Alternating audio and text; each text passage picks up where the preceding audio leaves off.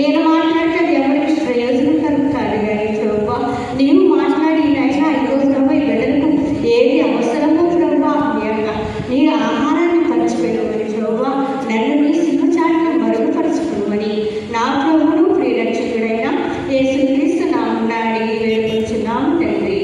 ఆమేన్. గడిచిన 23 దినాలుగా దేవుడు మనతో మాట్లాడుతూ వచ్చారు కదండి.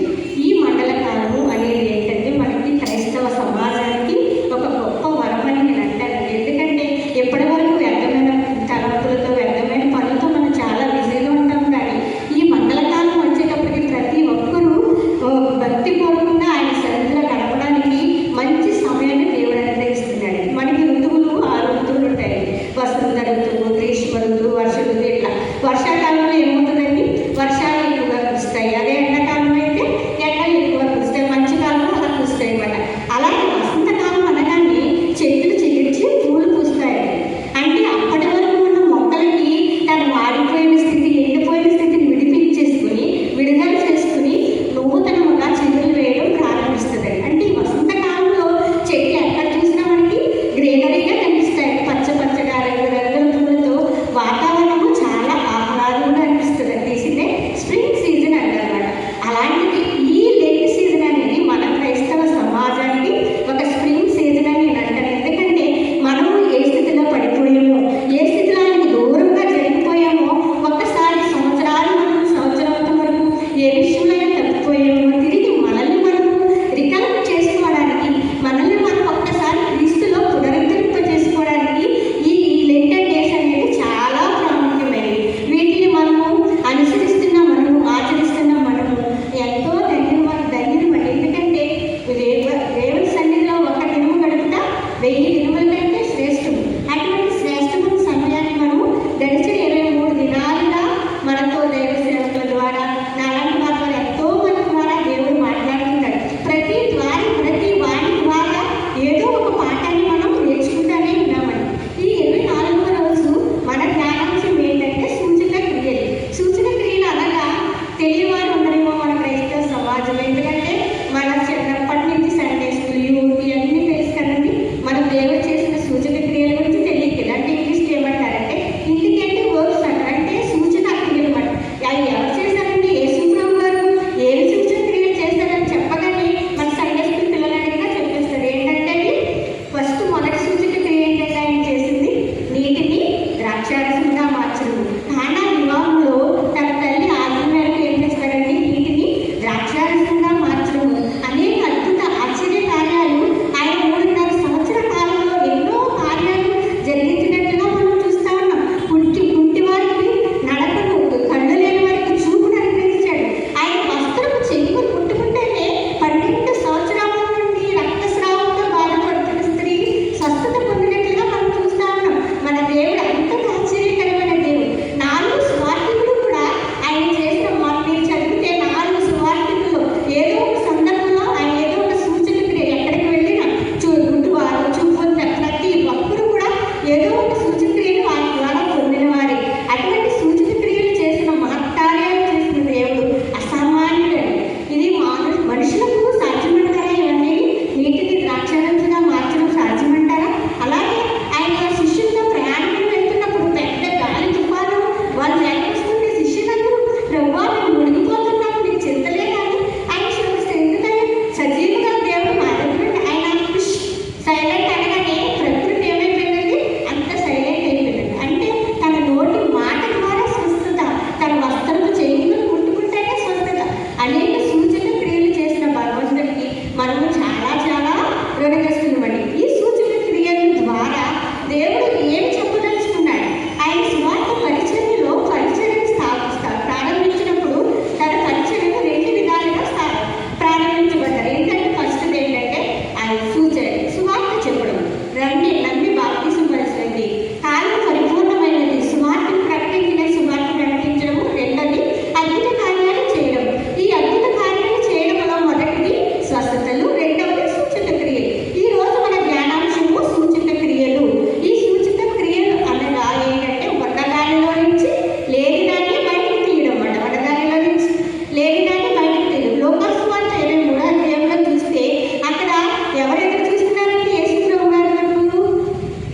హేరోదు ఎదురు చూస్తూ ఉన్నాడు. హేరోదు ఎవరిని అంటే ఈయన మాటలు మోగవారికి మాటలు, చూపు లేని వారికి చూపును అనుగ్రహిస్తున్నాడు, ఎన్నో అద్భుత కార్యాలు చేస్తూ ఉన్నాడు. ఈయన శిష్యులు కూడా అద్భుతాలు చేస్తూ ఉన్నారండి. ఈ మాటలు ఆ మాటలు ఏవి ఎవరికి వినపడియండి? హేరోదు చెవికి పడ్డాయండి. ఈ హేరోదు ఆ మాటలు వినగానే బహుకాలం నుండి ఆయనను చూడాలని ఆశ. అంటే హేరోదు యొక్క కోరికండి. ఆయన ఏమన్నారు? నిజమైన దేవుని కుమారుడేమో, ఇలాంటి అద్భుతాలు సామాన్యులు చేయలేరు కదా అన్న ఆశ కాదండి. ఆయనకి ఏం ఆశ? ఆయన ఎలా అయినా హేళన చేయాలని, అవహేళన చేయాలని ఒక దుర్బుద్ధి తప్పితే ఆయనకి వేరే ఆలోచన లేని లేని. హేరోదు గురించి మనం ఒకసారి చూస్తే, అంటే హేరోదు ఒక్క హేరోదు కదండి, ఆ రోమా సామ్రాజ్యాన్ని స్థాపించింది, పరిపాలించే వారిని హేరోదులను పిలుస్తారన్నమాట. ఆ హేరోదు వారి హేరోదు అట్లా ప్రభు కాలంలో జన్మించినప్పుడు ఆయన జన్మమే మనకు ఆశ్చర్యము. ఆయన ఆశ్చర్యకరుడు, ఆలోచనకర్త, బలవంతుడైన దేవుడు. ఆయన లోకానికి రాకముందే సుమారు 750 సంవత్సరాల క్రితము ఆయన జననము గురించి, ఆయన పొందవలసిన శ్రమల గురించి, ఆయన పునరుద్ధానం గురించి ముందుగానే భక్తులు ప్రవచించినట్లుగా మనం చూస్తూ ఉన్నాము. ఈ సూచన క్రియలు, అద్భుత కార్యాలు చేస్తున్న దేవుణ్ణి ఈ హేరోదు ఒక హేళనగా చేయాలని తన ముందుకు రప్పించాడు. అలాగే మనం మొదటి యేసుక్రీస్తు జననంలో మరియ సంతోషించింది, యేసేపు సంతోషించాడు, వలలు సంతోషించాడు, జ్ఞానం సంతోషించాడు. కానీ ఒక వ్యక్తికి సంతోషం లేదండి. ఆ వ్యక్తి ఎవరన్నది? హేరోదు. హేరోదుకి ఎందుకు సంతోషం లేదు? రాజు పుడితే నా వంశంలో నా ఇంట్లో పుట్టాలి కానీ ఎక్కడో పుట్టడం ఏంటి అంటే రాకుమారుగా రాజు అయిపోతాడేమని ఒక కలవరం. ఆ కలవరంతో ఏం చేశాడండి? ఏడాది నిండని ప్రతి బిడ్డను, ప్రతి మగబిడ్డను చంపించినట్లుగా చూస్తానంటే అంత క్రూర స్వభావం గల హేరోదు. మళ్ళీ తన రాజు, తన కడుపును పుట్టిన బిడ్డను కూడా తన తర్వాత తనే రాజు ఎక్కడే ఉంటాడని తను కూడా హత్య చేయించేశాడంట హేరోదు. ఆ హేరోదు కాలంలో గొప్ప గర్వాలు జరిగినట్టుగా చూస్తూ ఉన్నాం. అంటే యేసుక్రీస్తుని పట్టి బంధించి ఆయన హేళన చేసి ఆయన మీద అన్యాయపు తీర్పులు మోపుతా ఉన్నప్పుడు మనం చూడండి, ఆయన చేసిన సూచనలు అప్పటి వరకు అనిపించిన ప్రజలు అప్పటి వరకు మారిపోయారు. ఈయన మా పొద్దు ఏం చెప్తున్నారండి? ఈయన అన్యాయపు తీర్పు పొందిన వాడే. అన్యాయపు తీర్పు పొంది ప్రజల చేత తృణీకరింపబడిన వాడు. అప్పటి వరకు ఆశ్చర్య అద్భుత కార్యాలు జరిగించిన వారు ఏమన్నారండి? ఈయన్ని మాకు సిలువేయము. పిలాతు గారంటే నేను ఎంతో మరణమునకు తగిన శిక్ష వేయడానికి నాకు ఏమీ కనిపించట్లేదండి ఈ దగ్గర అని సేవ్ చేస్తాడండి. నా వల్ల అయితే అవ్వట్లేదు కానీ హేరోదు దగ్గర పంపిస్తే ఈయన్ని ఆయన ఏమన్నా సేవ్ చేయొచ్చు అంటే ఆయన సేవ్ చేయాలని ఒక చిన్న కలం. కానీ ఈ హేరోదు దగ్గర కూడా తీసుకొస్తాడు యేసు ప్రభు గారు. హేరోదు దగ్గరికి పంపబడినప్పుడు ఆ హేరోదు చాలా ప్రశ్నలు వేస్తాడు యేసు ప్రభు గారిని. ఎన్ని ప్రశ్నలు వేసినా యేసయ్య ఒక్కదానికి కూడా సమాధానం చెప్పలేదు. ఎందుకంటే సర్వము ఎరిగిన సర్వాంతర్యామికి తన పొందవలసిన శ్రమ ముందుగానే తెలిసిన దేవుడికి ఈ హేరోదు బుద్ధి తెలియదండి. వదకు తేబడిన గొర్రెపిల్ల వచ్చి కత్తిరించి వారిని ఎలా మౌనముగా ఉన్నదో ఆ హేరోదు దగ్గర ఒక్క మాట కూడా మాట్లాడాలి. అప్పుడు తిరిగి మనకు లూకా సువార్త 23వ అధ్యాయంలో చూస్తాం కదా, ఆయన అపహరించి అవహేళన చేసి ఆయన కన్నీరు కడిగించి మరలా ఆయన్ని పిలాతుకు అప్పగించినట్లుగా చూస్తా ఉన్నాము. ఆ పిలాతు కూడా ఏం చేశాడు? ప్రజలేమో మీరు ఆయన సిలువేయండి అంటారు కదా, మీరు కొనడాలైతే మీ చిత్తం నేను చెప్పేసి మీ ఇష్టం వచ్చినట్లు ఆయన చేస్తాడు. అంటే ప్రజలు అప్పటి వరకు సూచన క్రియలు జరిగించారు, ఆశ్చర్య అద్భుత కార్యాలు జరిగించారు. కానీ ఒకానొక సమయంలో ఆయన విడిచిపెట్టినట్లుగా చూస్తున్నాము. అలాగే మన కీర్తన భాగంలో చూస్తాం కదండి. 22వ దావీదు కీర్తనలో మా పితరులు నీకు మొర్ర పెట్టగా నీవు వారికి ఉత్తరమిచ్చినావు, శ్రమలో నుండి వారిని తప్పించావు. మన పితరులు ఎవరండి? మన పితరులు ఇశ్రాయేలు ప్రజలు కూడా ఆయన ఐగుప్తు చెర. అప్పుడు ఐగుప్తుని ఇప్పుడు హేరోదు ఎంత క్రూరుడో అప్పుడు ఫరోలు కూడా అంత క్రూర స్వభావం కలవారండి. ఆ ఐగుప్తు చెరలో ఆ ఇశ్రాయేలు ప్రజలు వెట్టి చాకిరి మాట ఎంత బాధ అంటే అసలు ఆ బాధ తట్టుకోలేని బాధ. ఎన్ని సంవత్సరాలు? 40 సంవత్సరాల అరణ్యములు అండి, 40 సంవత్సరాల బానిసత్వంలో మ్రగిపోయి అప్పుడు వాళ్ళు దేవుడు గుర్తొచ్చాడు. అప్పుడు వాళ్ళు ఏం చేశారండి? యెహోవాకు మొరపెట్టగా ఆయన ఏం చేశారండి? ఆయనకు మొరపెట్టగా ఆయన సమీపంగా ఉంటాడండి. ఆయన ఎప్పుడైతే తమ తప్పు తెలుసుకుని ప్రభువా మమ్మల్ని రక్షించు, ఈ బానిసత్వం నుండి మమ్మల్ని విడిపించని ప్రార్థన చేయగానే వారిని వెంటనే మోషేని ఎన్నిక చేసుకుని ఆ బానిసత్వం అనే ఐగుప్తు చెర నుండి వాళ్ళని బయటికి రప్పించడం. వాళ్ళని బయటికి రప్పించినప్పుడు యేసు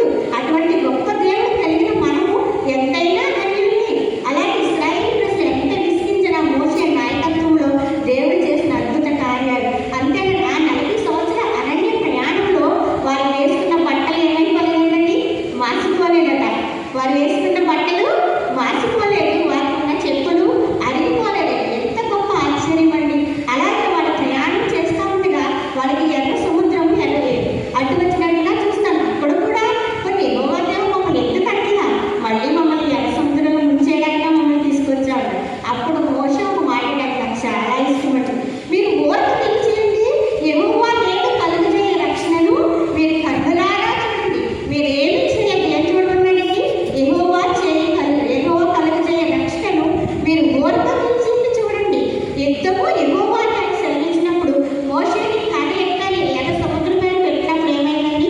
తూర్పు గాలి చేతండి ఆ సముద్రం రాత్రంతా ఎండిపోయి ఆరిన నేలగా చేశారు.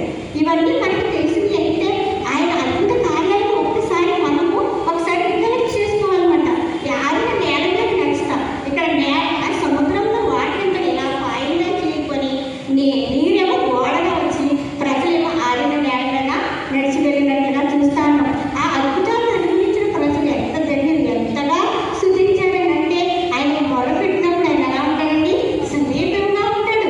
వాగ్దానం చేసిన దేవుడు నమ్మదగిన వాడి కనుక వాళ్ళని ఏం చేస్తాడని అంటే ఇశ్రాయేలు ప్రజలు యెహోవా దేవుడే నమ్మాలి, వాగ్దాన దేశంలో ఎలా ఉండాలి, ఎలా ప్రవర్తించాలి, వాళ్ళని తీసుకొచ్చి ఊరికనే ఎలా రప్పించి మనకు ఇశ్రాయేలు ప్రజలు అయ్యండి ఐగుప్తు నుంచి వెళ్ళి వాగ్దానం అంటే కనానికి వెళ్ళడానికి 1 వీక్ సరిపోతుంది ట్రావెల్ చేయడానికి. కానీ వాళ్ళని స్ట్రీట్గా పోనలేకుండా అరణ్య మార్గం కూడా చుట్టూ తిప్పి తీసుకువెళ్ళాడు. ఆ అరణ్య ప్రయాణంలో దేవుడు ఎన్నో అద్భుతాలు చేశాడు.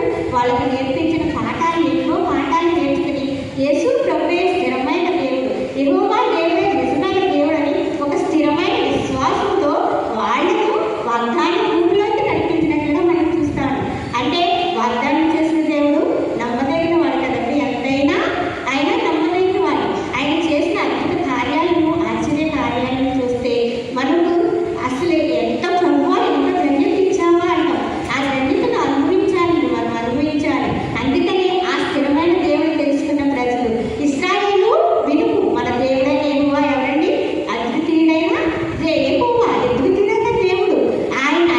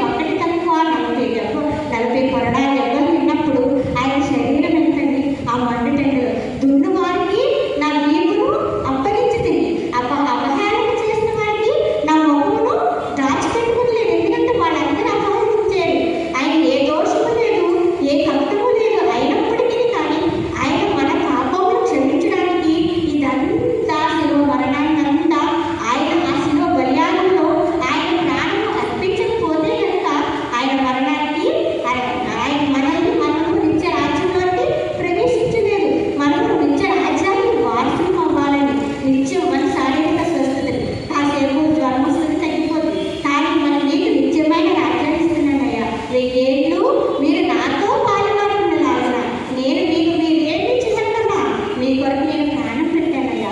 మీ కొరకు నేను బతుకు తేపడం గొర్రె పిల్లగా అవమానపరిచానండి. తలలో మేకులు, కాళ్ళలో మేకులు, పక్కలో బల్లెపు పోటు, ఎక్కడ చూసినా దెబ్బలు, రక్తపు మడుగులో ఆ యేసయ్య మన కొరకు తన ప్రాణాన్ని అర్పించిన యేసయ్యకు మనం ఏమి చెల్లిస్తున్నామండి ఈరోజు?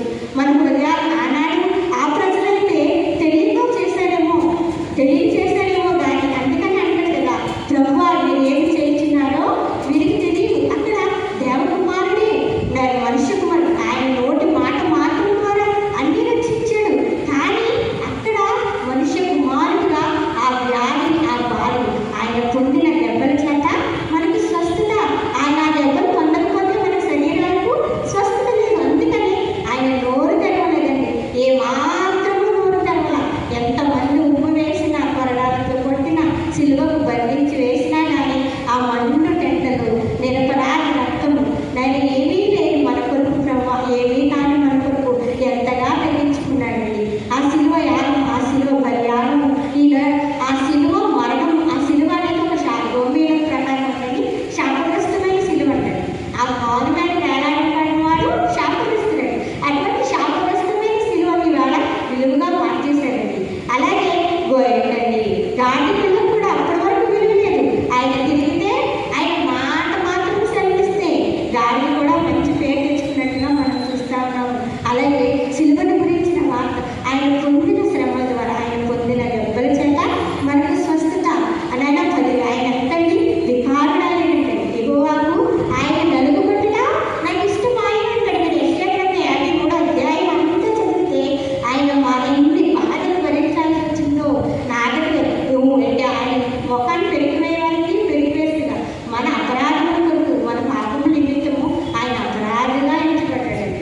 ఏ పాపము లేని ఆయన అపరాధిగా ఎంచబడి మన కొరకు తను తాను తగ్గించుకొని సిలువకు అప్పగించాడు. సిలువను గురించిన వార్త నశించుచున్న వారికి వెలుతనమేమో, అక్కడున్న హేరోదుకి, అక్కడున్న ప్రజలకు అదంతా వెలుతనముగా కావచ్చు, మన లోపలకు వెలుతనంగా కావచ్చు. కానీ మనకైతే అది సిలువ శక్తి అండి, రక్షణ సువార్త. మనం పరలోకము చేరాలంటే ఆయన సిలువ రక్తంలో కడబడకుండా మన పాపములు యేసే నిజమైన దేవుడు. ప్రభువా నా పాపములు క్షమించు అని ఆయన క్షమాపణ వేడుకున్నప్పుడు ఆయన ద్వారానే తప్ప మనము ఎవరి ద్వారాను పరలోక రాజ్యం వెళ్ళలేమండి. ఎంత శ్రమ, ఎంత మరణ వేదన, ఆయన శ్రమల ద్వారా అద్భుతము. ఏ మనుష్య కుమారుడు, ఏ మనుషుడు కూడా ఆ శ్రమలు అనుభవించలేడు. ఆయనకు తెలుసు ముందే శ్రమలు అనుభవించాలని. 22వ దావీదు కీర్తనలో అంటారు కదా,